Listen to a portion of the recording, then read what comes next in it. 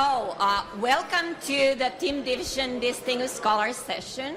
I hope you have had a chance to get some food, and you can still take some food if need be. So welcome, thanks for coming. I'm Rita Katila from Stanford. I'm the incoming Team Division chair this year, and my job is to introduce our distinguished scholar, Connie Helfat, today. And of course, we all came to listen to her, so I will keep it short. We will hear from Connie for about 45 minutes, and then we have a chance to ask questions after that. Let me introduce Connie briefly. So Connie is J. Brian Quinn, professor in technology and strategy at the Tuck School at Dartmouth. Her research is on strategic renewal, technology, firm capabilities, dynamic capabilities in particular, and innovation and knowledge management. She has made fundamental contributions, as you all know, to our understanding of evolutionary trajectories of R&D and innovation. My own personal favorite article of hers is her 1994 management science piece on petroleum firms and their evolutionary R&D trajectories. And really one of the few articles, maybe even the only one out there, that shows that while firms differ in their R&D trajectories, they are heterogeneous. At the same time, if you look at one individual firm, they're incredibly persistent in how they do R&D and how they think about R&D. So an exemplary piece of work, both theoretically very savvy and empirically rigorous. But I let Connie talk more about her work in just a moment. I just wanted to share a couple of anecdotes about Connie as a person, as a scholar, and as a teacher. So when I was preparing for this introduction, I had a chance to talk to her colleagues, her co-authors, and her mentors. So I talked to Sid Finkelstein, Sid Winter, Ron Ander, Aya Leiponen, and Bill Mitchell. Some of you are here, so thanks to all of you for sharing your thoughts. So let me first start with what Connie's co-authors at Dartmouth said about Connie. So Sid and Ron Ander. So both of them described Connie as a tireless leader in the field of technology strategy. She really takes an institution building mindset to her work. That means that she not only cares about her own work, but actively supports junior faculty, the Tuck School, and the field of strategy. And Sid Finkelstein especially noted that not many scholars do that, especially the last point, and how critical it is for all of us in the field of technology strategy to expand the legitimacy of our field to others, and that it's not given. So Connie really has fully embraced this notion, according to colleagues, especially with respect to supporting a broad view of what the field studies and how it does it. Bill Mitchell also told me this morning that she really, when she thinks about Connie, there's one word that he thinks about, and it's really committed. Being committed not only to her own scholarship, but also to working with others and working to increase the legitimacy of the field. Sort of an institution building mindset. Her co-authors, Aya and Ron, also described her as a thorough investigator that does not leave a single stone unturned. A great writer, a great thinker, and so really a fantastic co-author to have. They called her creative, generous, always ready to engage, always ready to find a new idea interesting. They also revealed a couple of less-known facts about Connie. She's an avid runner, and turns out that she, I don't know if this is true, but they said that she does research on the treadmill. I don't know how that can be done, but maybe that explains her productivity. So finally, I talked to Sid Winter, and Sid was teaching Connie microeconomics at Yale when Connie was 24, so just a couple of years ago. Sid, first of all, he mentioned that Connie is really a terrific role model for young scholars, deeply engaged intellectually, always looking for the right story about the phenomena, adventurous, hardworking, exceptionally careful, even when the benefits are mostly for others. And some of you know the PHI project of getting data, the database project to get data for everyone else to use together. And if you don't know the PHI project, make sure to Google the website. Then Sid Winter said that there's Connie the econometrician, whom Sid says that he respects enormously. So he says that when Connie announces these data say X, then after he is basing her further efforts to understand the world on the assumption that X is an established fact. He even told me that he calls, there's something out there that is a Helfat's law. And what this says is that when you first run the OLS regression on your big data set, that pretty much gives you an idea of what the conclusions are when you try to improve the econometric estimation. So the likely qualitative story will emerge from the first OLS regression. So I wanted to conclude by quoting Sid on something that he said at the end. He said, he has a few intellectual sons in terms of the dissertation-supervisor relation, and he has no daughters. But if he had the opportunity to pick just one for an honorary daughter role, that would surely be Connie. So with that, please join me in congratulating Connie Helfat on this well-deserved honor. Oh, wonderful. Oh, my God. Oh, Rita, that was wonderful. Oh, thank you so much. All right, I guess. Where's, okay.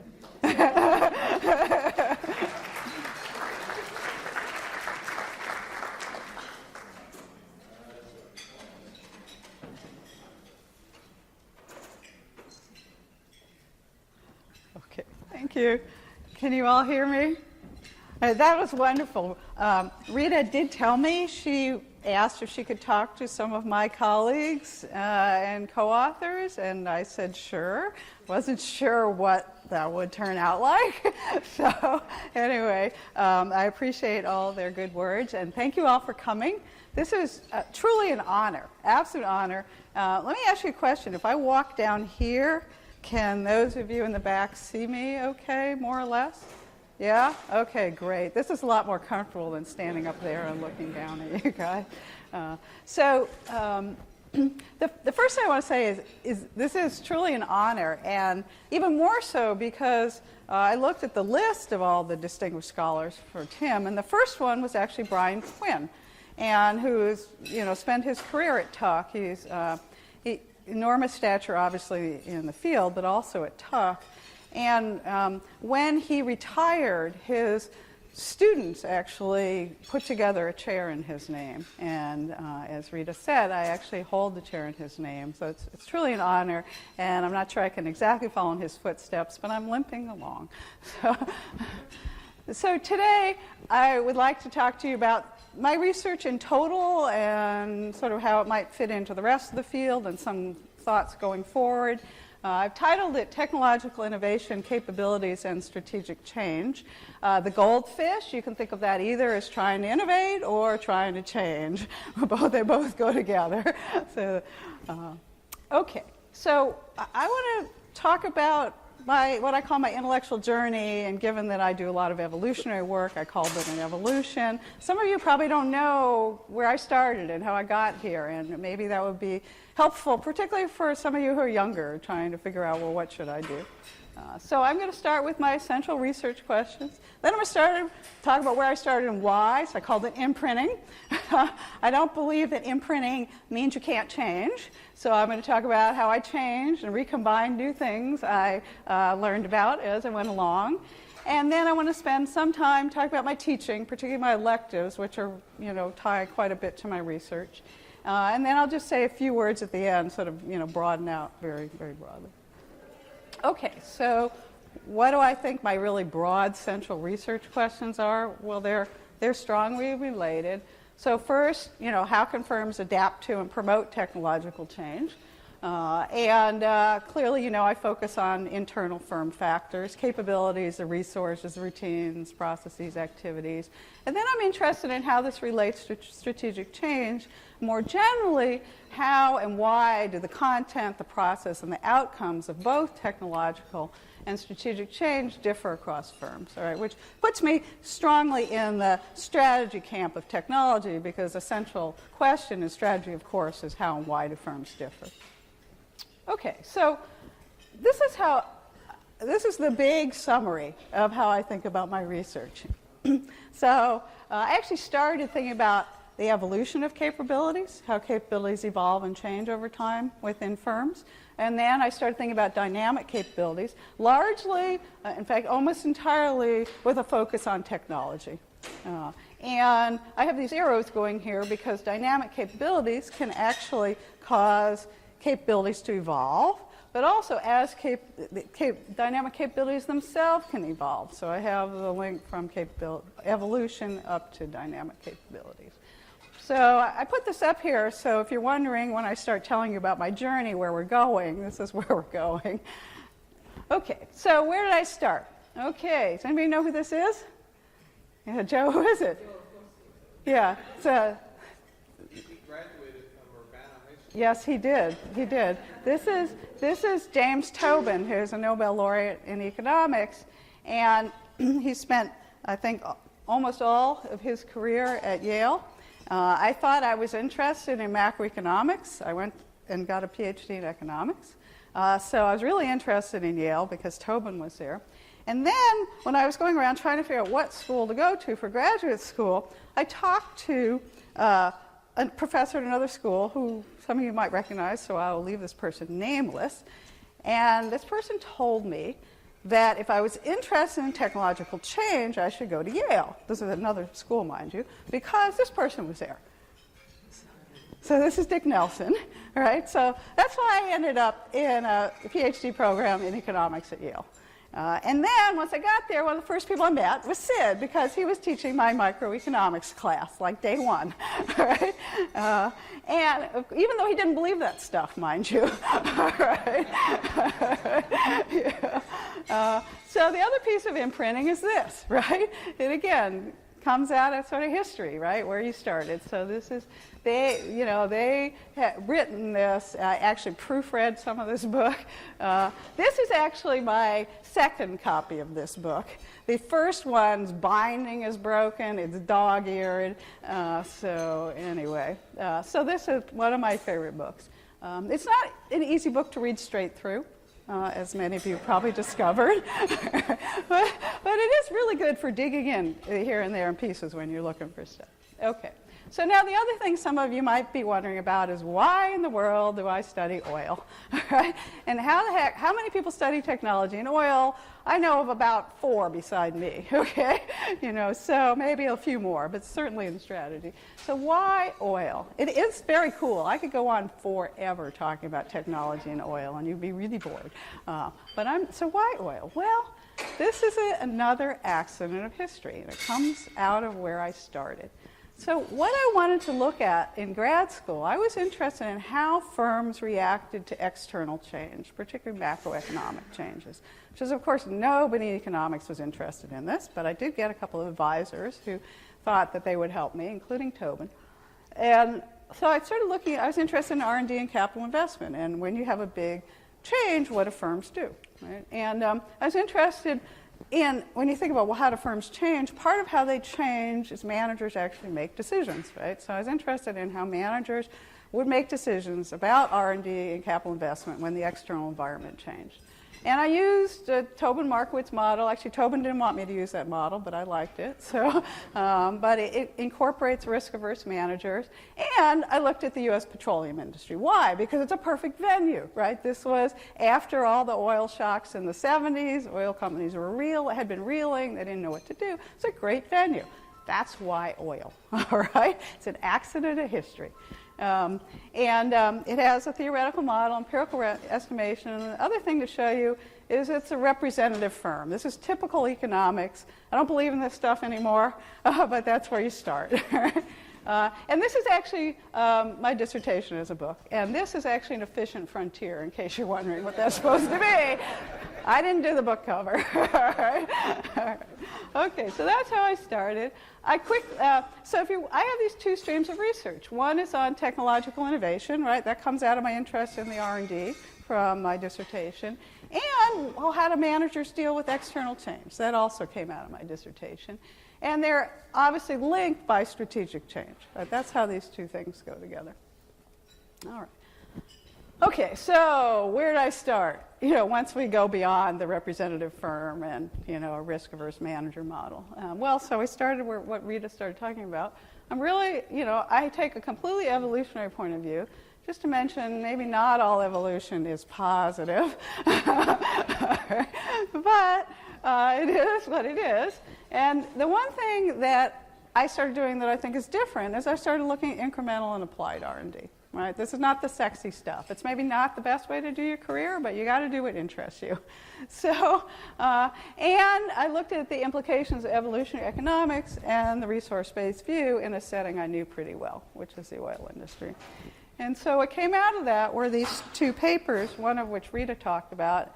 And I know you're not supposed to pick favorites, but this is probably still my favorite paper because it does show pretty clearly that there are persistent intra-industry differences in the technological activities that firms pursue. And I think this holds for just about any major activity that firms undertake. The R&D is just, I had good data from my dissertation. You could look at it. The other thing I think that people tend to forget is that what part of what drives this is that R&D tends to be quite firm-specific, particularly when it's applied, when it's not this fundamental basic R&D. And that gives you an inherent protection against imitation, right? Because it is firm-specific, it's woven into the firm. And so I would urge any of you who are interested to think beyond patents, right? I think patents, are really, they're helpful. We have great data. But we all know they only apply in a few industries, and there's a lot of applied R&D that goes on there. So, what you need are data, right? But I urge you to be creative about finding data where there are other applications, in addition to patents. And since then, I think a lot of the work has really focused on the search for innovations. So my work actually has two parts to it. One is search, and the other part is the evolution. What do firms do? How do they change the technologies? And I think, so some of Rita's work, both by herself and with Gautam Ahuja, is in this vein. I think these are very influential papers. Also, the work of Lori Rosentoff and Atul Nakar has built on this. I mean, Lori built in going beyond the local search in multiple ways, not just through technologies, but organizationally. And then I actually really like Atul's paper here on Old is Gold, because what he looked at is how you can recombine knowledge over time within the firm. Right, so it's a very evolutionary point of view. And actually, this is in management science, so I really urge you to take a look at that if you haven't. So then you go, well, where's dynamic capabilities? How come you haven't talked about this yet? Well, okay, I'm getting there. So, and you might wonder, well, why dynamic capabilities, right? Here's this person, nice evolutionary economics, works well. Why this weird stuff? Well, dynamic capabilities are fundamentally an evolutionary process, right? So if you go back to the Thies, Pisano, and Schuin paper, that original one, it's positions, processes, and paths. It's what are your starting positions, what kind of assets and resources do you have, what kind of managerial talent do you have, what kind of processes, including routines, are you going to use to alter these, and where does that leave you? That's your paths. This is completely evolutionary. Right? Hook, line, and sinker. Right? So that's why I got interested in dynamic capabilities. Right? And the other thing is that, when David Thies started talking about this stuff, the quintessential dynamic capability is a capability for innovation. Right? I mean, because these are capabilities directed toward change. And innovation, by definition, is directed toward change. Right? So that's how I got interested in dynamic capabilities. Very evolutionary. R&D is a quintessential capability. And then, I reasoned from my data. Right? I was getting to understand the oil industry quite well at this point. So I thought, well, I noticed something really quite interesting. So I didn't realize there's something that Sid called Helfat's law, but this does come from sort of basically understanding what your data are telling you. And what I noticed in my data was that complementary assets seemed to be important, right? So I asked the question, well, do complementary assets affect the accumulation of knowledge through R&D in addition to the R&D persistence, right? In addition to, firms persisting in doing what they've done in the past, right? Is there anything else that affects what the firms do, right? And so I asked about this, and the answer was yes. So what I was looking at here, this is a coal gasification plant. Coal gasification turns out to be a refinery technology. It's no surprise that a lot of the oil companies have developed this technology. Why? Because it's essentially a refining technology. So here's oil refinery. All right, look at the similarity. Right? It's a refining technology. And of course, a lot of the oil companies also happen to own a lot of coal. Right? So you put this together, you think, well, are firms more likely to do R&D where they have complementary knowledge in the past from doing R&D and refining, and also because they've got coal that they can apply here. And it turned out that, yes, this worked like gangbusters, right? It is just sort of an obvious intuition if you understand the industry. Right? And I think that there are a lot of cases where we can understand the importance of complementary assets in how firms change, not only including technologically as well as strategically. And I would highlight Mary Tripsis's work on the typesetting industry. This is a different logic for complementary assets, but this is where having the complementary assets, and there's a big technological transition, enables, sort of buys you time by getting the core technology. So it's a different way of thinking about complementary assets, but I think they're really quite important when we think about technological change. All right. Okay, so where did I go after that? Yeah, so there is, so I guess a couple people mentioned my institution building instincts. I'm not sure where they come from, but they're very strong.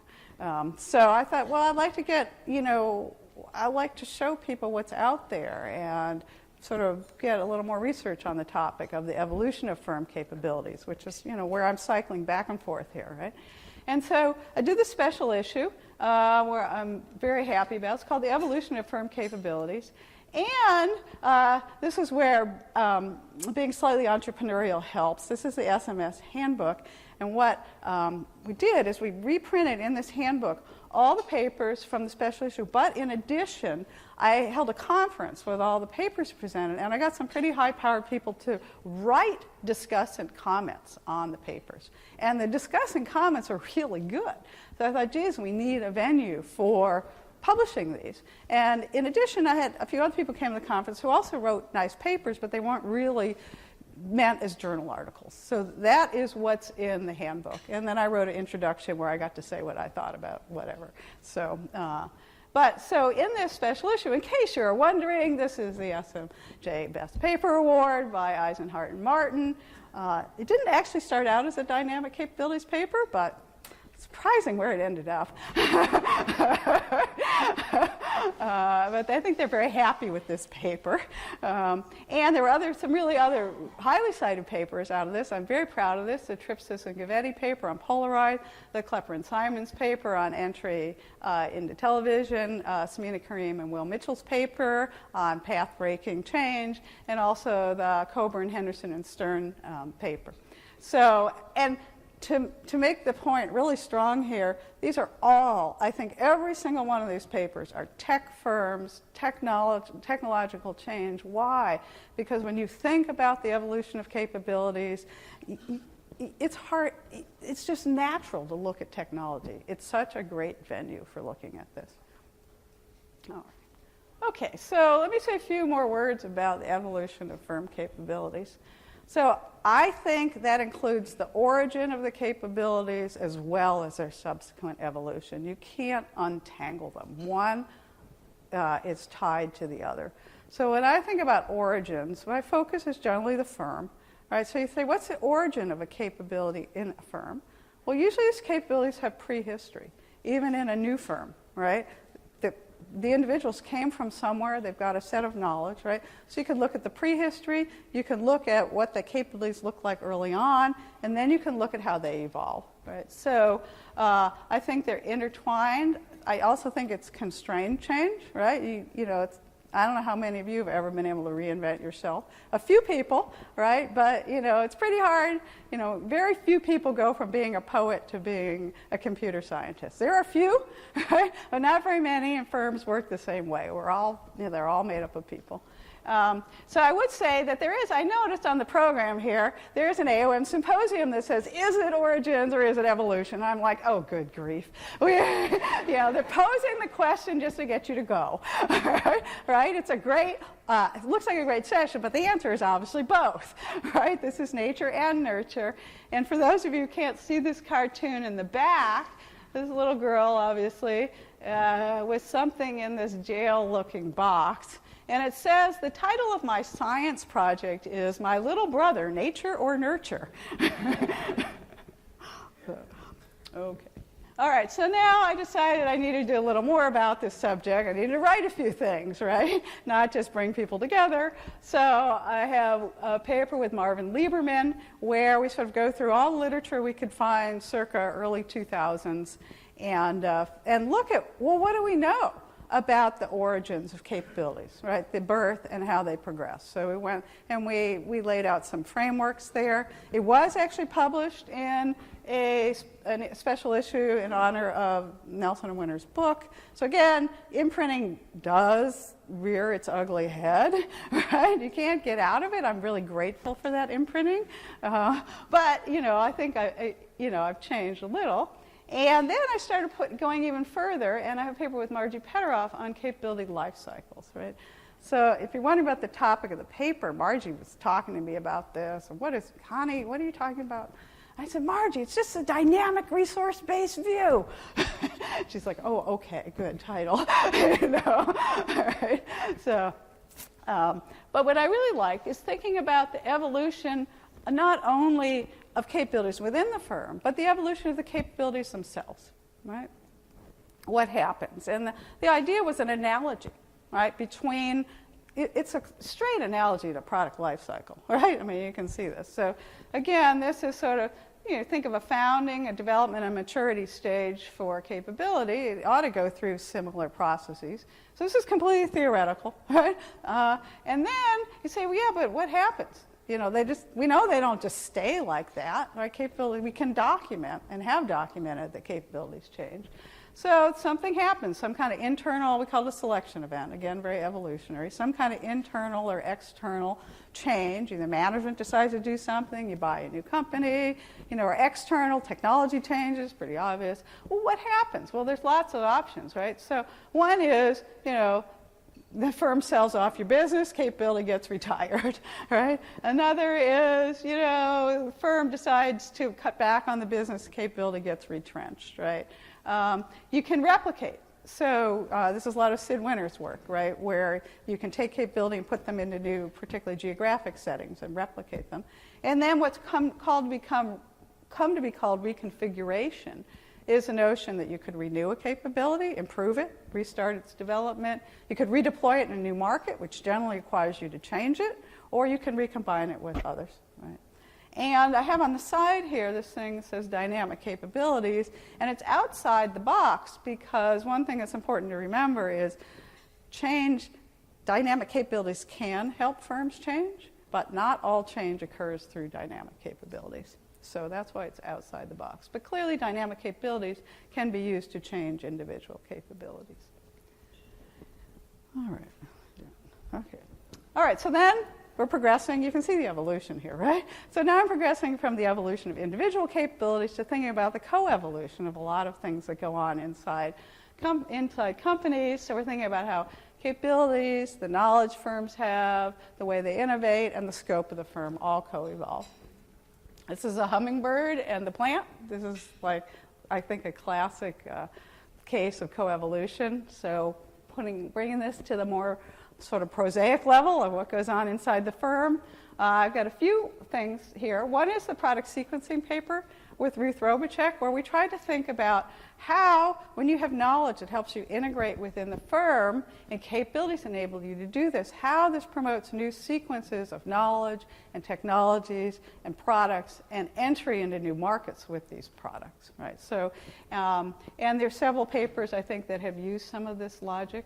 And then I built on this with Kathy Eisenhart, which essentially was a brainstorm because I saw Kathy's data on Omni, which I love these papers. I mean, these are fantastic with Charlie Galunich. Just wonderful stories about how these firms transitioned into different markets over time using modular, essentially highly decentralized organizational form, which of course is not supposed to be possible in diversified firms, right? What do we normally teach our students? Oh, diversified firms, you're supposed to have synergies. In order to have synergies, you have to share. If you decentralize and modularize, no synergies, right? So like, well, how does that work?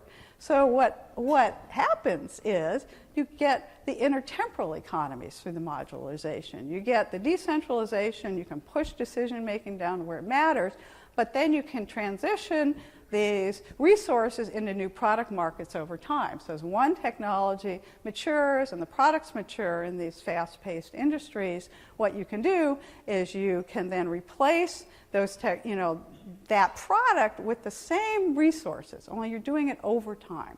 So that's why we call it intertemporal economies. I see, once you sort of have a hammer, you look for nails. So now I see this all the time. Right? Oh, look at that. So there are a couple papers here I've used this specifically, Doug Miller and Sabina Karim. I think that's supposed to be management science. I think that's a typo on my part. And I will note the role of top management here, right? Because the way Omni does this, you can't transition these resources. They don't happen on their own, right? This ain't going to happen from just, emergently within the firm, right? Top management is actually in charge of figuring out what resources get transitioned to which new products over time. So here you can see where I'm starting to bring in top management again. I don't think you can get away from the role of management. Even though we managed to abstract that in our research, it's worth remembering that. And so I focused on this specifically on my paper with Ron Adner on dynamic managerial capabilities. And I think there's actually a big empirical front end to that paper that I don't even know if people know is there. Ron's laughing.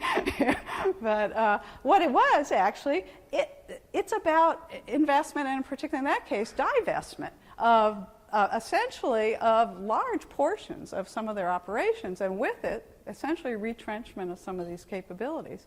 This is also resource allocation, but what we did is we actually looked at top management decisions and how, and correlated, and the decisions were for divestments, right?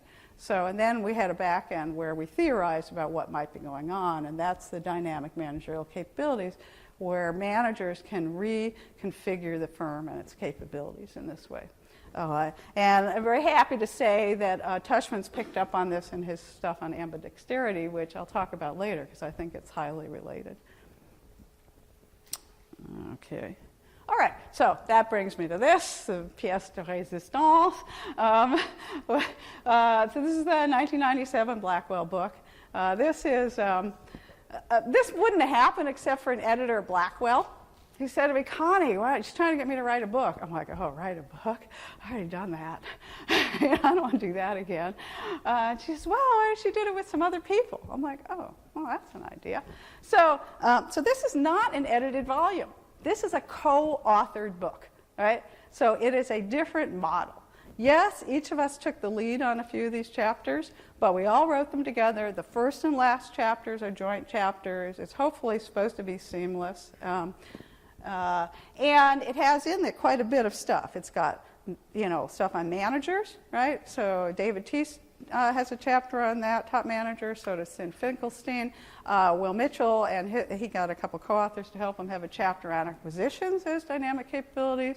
Harbir Singh's got a chapter where he's discussing alliances along with a couple of co-authors. Margie Pederoff, Kathy Meriton talk about processes. Sid Winter and I did a chapter on thinking about firm growth.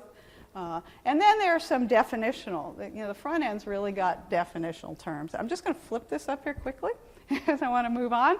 But people get really confused and bent out of shape about what is a dynamic capability anyway. So I got answers for you. So these are capabilities that enable repeated pattern behavior directed toward change. All right. And they do enable them at least at some minimal level. This is not a tautology. Being able to have a capability for something at some minimal level doesn't mean you do it well. Okay? And it can be directed either toward altering features of the external environment, which actually Thies pointed out early on, or I think the narrow definition that tends to get used a lot is actually altering the resources and capabilities of an organization. All right, so what do I think I've learned from this at this point, and hopefully a lot of other people might have learned, that firms can and do successfully adapt to technological change. So I think actually you could fold a lot of my work into this, right?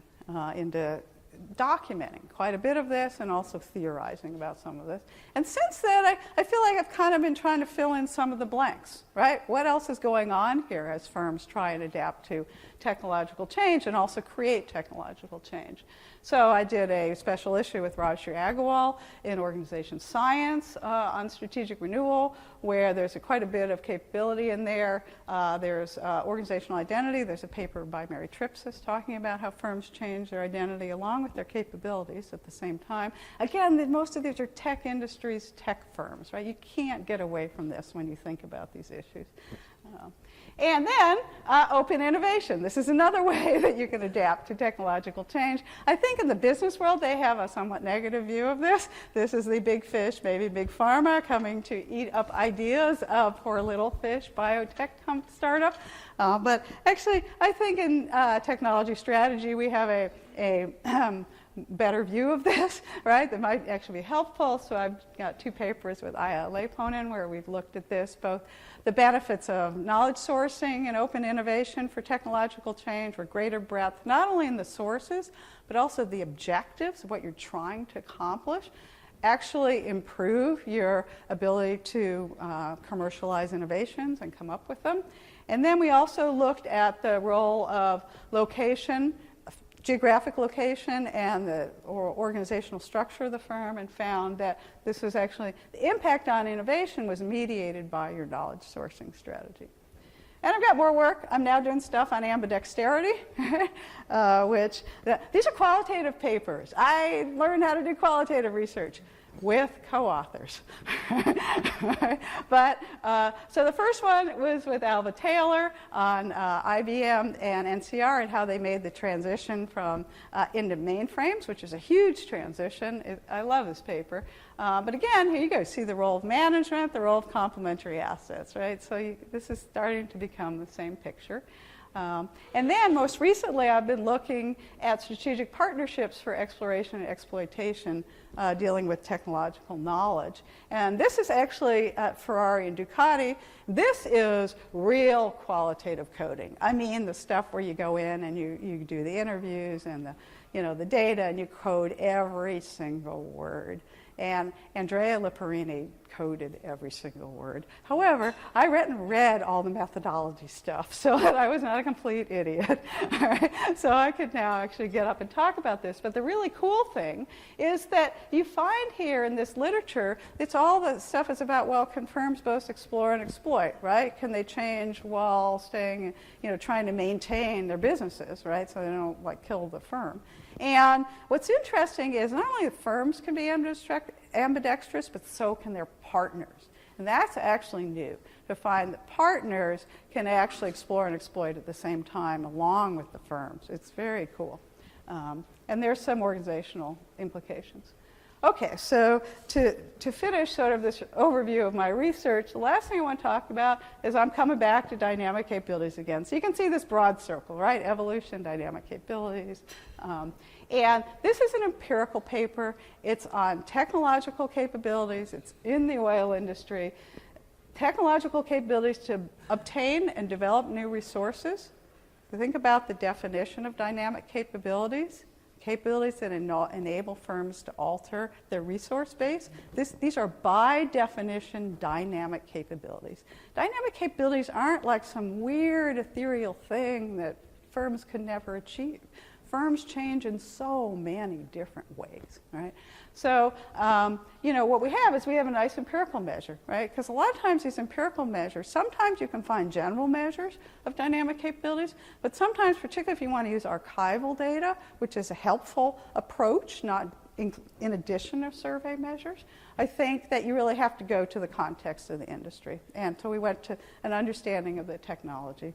And one thing that we found is that dynamic capabilities, they're really contingent on the nature of the activities you're using them for. They're more important for some kind of activities than others. So what we're looking for is a more nuanced approach to thinking about dynamic capabilities, how they help firms evolve and help the resource base of the firm evolve.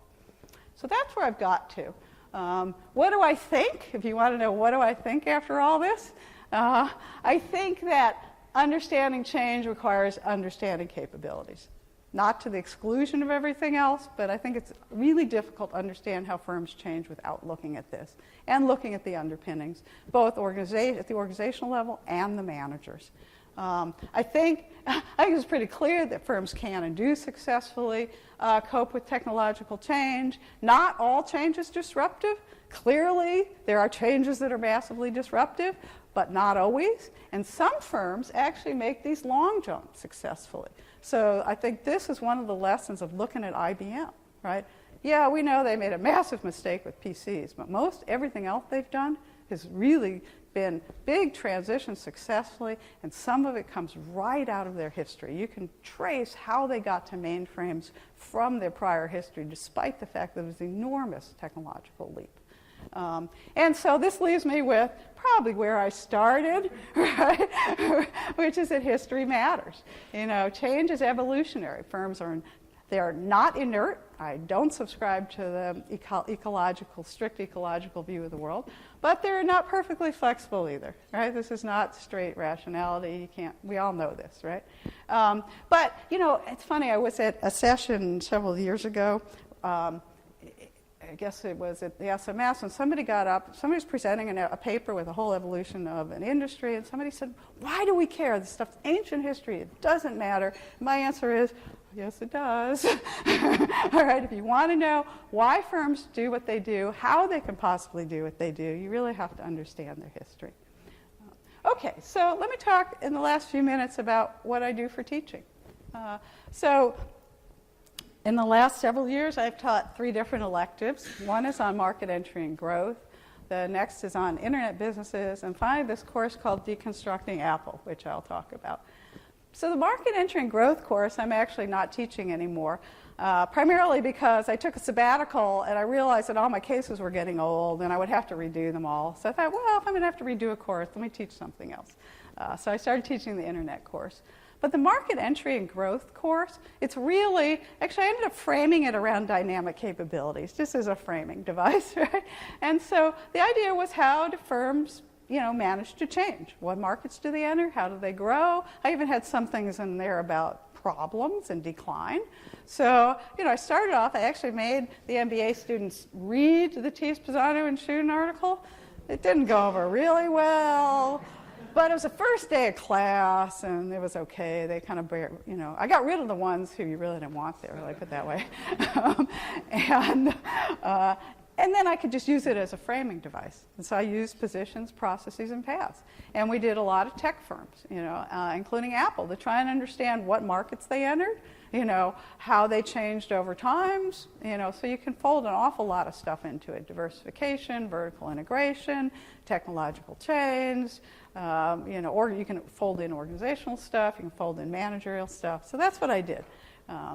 And then I started thinking, when I came back, why did I start teaching about the internet? Well, I thought I really needed to learn more about it. I was convinced this was the second boom. And it was the second boom, right?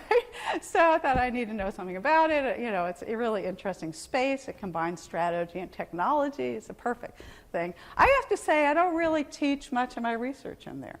So all you guys who are interested in capabilities and internal firm and market entry, all these kind of things that we see in the more established businesses, gosh, the internet's a wonderful playground. Go there, right? So I think it's a wonderful laboratory. I haven't figured out what to do with it yet, but I know an awful lot about internet businesses. Right? And I teach, I teach a very academic-based course. I don't teach them academic articles, but I'm teaching them two-sided markets, and, I teach them social networks, which I now know enough about to be dangerous, and a few things like this, right? So I really do believe in the importance of teaching based on research, right? Even if I only make them read an occasional research article. The exception of this is Deconstructing Apple, which is the coolest course I've ever taught. And I have to say, our dean, and I don't know how many of you guys can say this, we have a wonderful dean, a phenomenal dean. Not only is he a thoroughly decent person, and he has great vision, and one of his ideas, because we're small, right, is to have these small-scale courses. I mean, really small, like 15 people, small seminars. Like Ron teaches one as well. Several of us teach these. And where you actually teach academic research to the students, right? And the idea is to actually get them to learn how to think more analytically and more critically, and also understand some things like we know all about selection bias. Students don't understand this, our MBA students, right? So when they go out in the real world and they read some study, that's in HBR or Sloan or something, they don't know how to think critically about it. So actually teach them how to do this for themselves. So that was the thought. So Deconstructing Apple is actually a little bit different in that it's about half academic papers and half sort of more managerially oriented papers, generally ones that are based, have some research foundation. And then what we do is we go through the evolution of the entire history of Apple, trying to understand through these academic lenses what happened and why. I have to say the students really like it. And of course I get a pre-selected sample. This is self-selection, okay? And the ones that don't like it leave after the first session. But what do we go through? So we start out in the PC industry, right? Network externalities. So then they learn about this, right? Then we talk about, well, you got to talk about top management here, right? If you're going to understand Apple. So I go through some of the literature in strategy. I mean, and then we start thinking about, well, how did they evolve after PCs? So we think about their diversification paths, right? Their product entry paths. And I actually have them read the old Montgomery and Wernerfeld piece in the RAND Journal, which has a really wonderful 2x2 talking about specific and sort of general resources and how these transfer. Students love this. It's like a revelation. Oh, we can use this. So I try and make it something that they can actually use, some of the learning here. And we go through here. I go through international. I go through innovation ecosystems, thanks to Ron. We do vertical scope because they've changed over time in their different businesses, how strongly vertically integrated they are and how they do their outsourcing. So that means I can do TCE stuff, right? I do systems. Sometimes I give them some choice about the topics they want. So this year they wanted to know about something that struck me I could fold in systems integration. So we did that. I talk about intellectual property. I have them read Rosemarie Zadonis' wonderful management science piece, which describes what's going on in all those lawsuits involving Apple and Samsung, everybody today. It's to a T. It's like prophetic. It's amazing. You have to reread this paper with that in mind. So this is kind of what we do. But it's a very different way of putting together research and teaching. So this is one way I've been able to take my research and bring it to the MBA students, a small number. Okay, so I'm going to sum up here. Maybe just leave you with what I'm about to tell you are my opinions. They're very strongly held. I'd be happy to talk to you about them. But what do I think are some broader implications for technology and innovation management, right? So I actually, it goes without saying that I think it goes without saying this is an interdisciplinary area of research. I actually think that what I call my journey or evolution might be indicative. You can see how it's changed over time, how I bring in and recombine knowledge. I draw from a lot of different places. Innovation and management technology, don't think they fit into nice disciplinary buckets, right? Very difficult. And the other thing is I don't think that multidisciplinary research is going to get us very far. And what I mean by multidisciplinary is research in completely different fields that tries to answer the same question. So you have the sociologists over here and the economists over here, both asking about how industries evolve. They don't talk to each other, right? They don't talk to each other, all right? That's a fact, right? They're not going to see the whole picture, right? You get a partial answer at best, and sometimes those assumptions don't fit the real world, which means you will get incorrect answers, right? So I don't think that that is a solution. I do think a better solution is actually research that is in itself interdisciplinary. I do think TIM is one of the places where we're fortunate that you see this. It's not that we shouldn't do the interdisciplinary research, but I think in addition, you need to do the interdisciplinary research. And I think we're talking about taking knowledge of the real world, and weaving in theories that we already have and empirical evidence from TIM, and then weaving in additional things that are useful from the disciplines, right? I mean, you can see in my evolution, I take stuff happily out of the disciplines, right? I do interdisciplinary work because I actually like to understand the real world of firms and managers and technologies. So with that, I think I will end. I was told to leave lots of time for Q&A, and I think I pretty much managed that. If you don't have questions, I could talk forever. But I'm done with the formal part.